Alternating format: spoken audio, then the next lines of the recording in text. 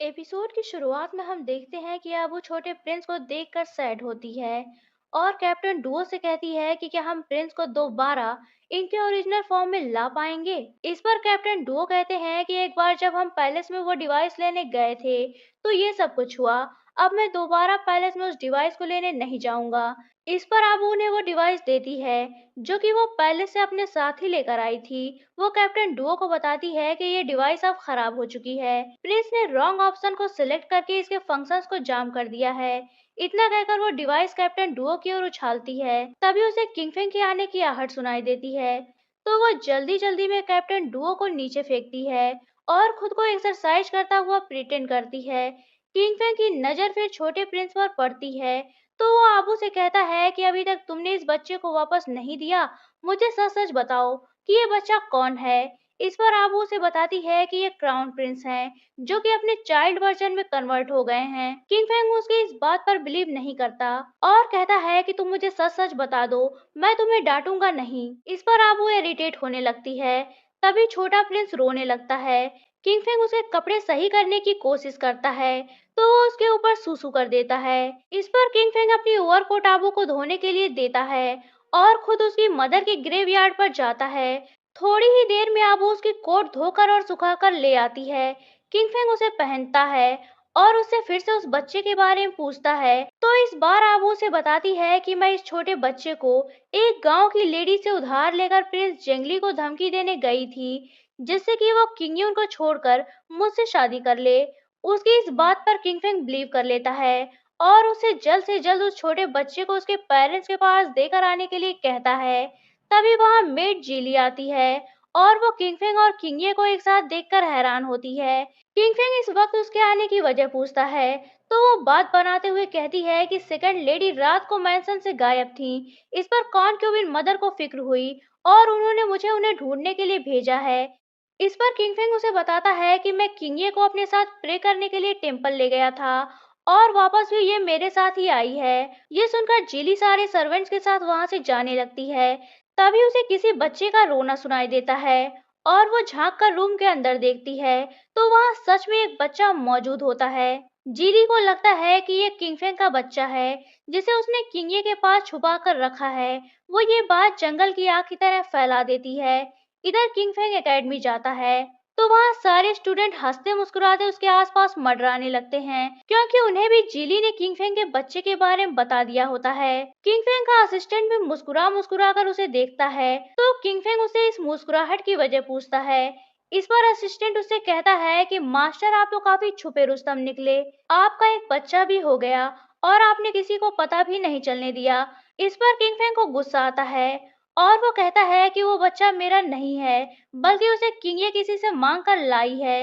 इतने में वहां जियाओ रुई आ जाती है और कहती है कि किंगफेंग तुम्हें आज सारी सच्चाई बतानी होगी। इस पर किंगफेंग जल्दी से कहता है कि वो बच्चा मेरा नहीं है।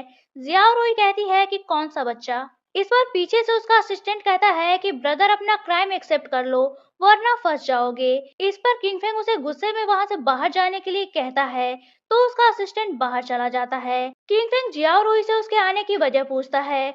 इस पर जियाओ रुई उसे बताती है कि प्रिंस जेंगली मिसिंग हैं, वो रात घर नहीं लौटे हैं, सारे सोल्जर्स उन्हें ढूंढ रहे हैं। गार्ड्स का कहना है कि रात को प्रिंस पैलेस से बाहर ही नहीं गए थे और उनसे मिलने वाले आखिरी लोगों में तुम्हारा और किंगयून का नाम है। इस पर किंगफिंग कहता है कि कल रात मैं प्रिंस से मिलने गया था, पर उस वक्त भी प्रिंस अपने रूम में नहीं थे। प्रिंस के गायब होने का सुनकर किंगफिंग परेशान होता है और वो उसे ढूंढने निकल पड़ता है। इधर मेड जेली कॉनक्यूबिन मदर को आकर बताती है कि बड़े मालिक के साथ मौजूद सर्वेंट्स का पूरा ग्रुप मैंसन पहुंच चुका है, पर बड़े मालिक अभी तक नहीं पहुंचे हैं। इस बात को सुनकर कॉनक्यूबिन मदर फिक्रमंद होती हैं।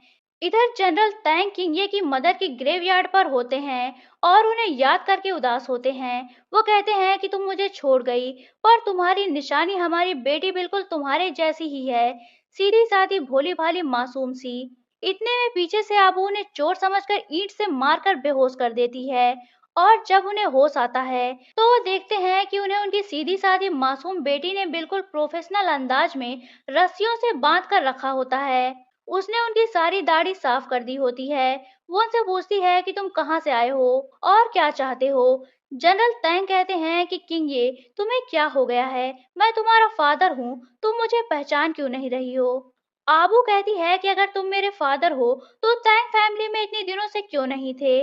उसकी ये बात सुनकर जनरल तैंग हैरान होते हैं। तभी किंगफिंग दौड़ा भागा वहां आता है और जनरल तैंग को रस्सियों में बंधा हुआ देखकर शॉक्ड हो जाता है।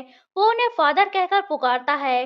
तो आबू को रियलाइज होता है कि वो सच में उसके फादर ही हैं। इस पर वो जल्दी-जल्दी उनकी दाढ़ी वापस से लगाने की कोशिश करती है, पर वो वापस कहाँ चिपकने वाली थी। तभी वहाँ ज़ियाओ रुई भी रूम के अंदर रोते हुए छोटे प्रिंस को लेकर पहुँचती है और पूछती है कि ये बच्चा किसका है। इस पर आबू और किंगफिंग एक दूसरे की ओर इशारा करके उस बच्चे को लाने का इल्जाम लगाते हैं।